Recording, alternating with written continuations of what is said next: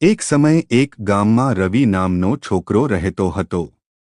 રવિ ખૂબ જ ગરીબ પરિવારમાંથી આવતો હતો. બાળપણથી તેણે ઘણા દુઃખો અને આર્થિક તંગીઓ સહન કરી હતી.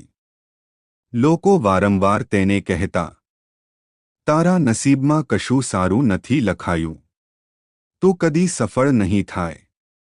પણ રવિએ એ બધા શબ્દોને કદી દિલ પર લીધા નહીં અને હાર માની નહોતી.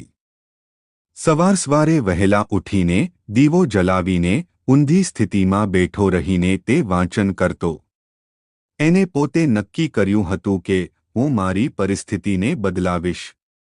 જ્યારે આખું ગામ ઊંઘમાં હોય ત્યારે રવિ શાંતિથી વાંચતો, લખતો, ગણિત ભણતો. દરરોજ એક નાનું પગલું ભરતો રહ્યો. સમય જતાં એ પગલાંએ મોટો રસ્તો બનાવ્યો. વર્ષો પછી રવિએ એક મહત્વપૂર્ણ સરકારી પરીક્ષા પાસ કરી અને એક અધિકારી બન્યો. જ્યારે રવિ એ જ ગામમાં પાછો ફર્યો ત્યારે જે લોકો કહેતા કે તારા નસીબમાં કંઈ નથી, એ જ લોકો હવે તેના સાથે ફોટા લેવા લાગ્યા. અભિનંદન આપ્યા, શાબાશી આપ્યા. અને રવિ માત્ર એટલું જ બોલ્યો, નસીબ બદલી શકાય છે. જો હિંમત હોય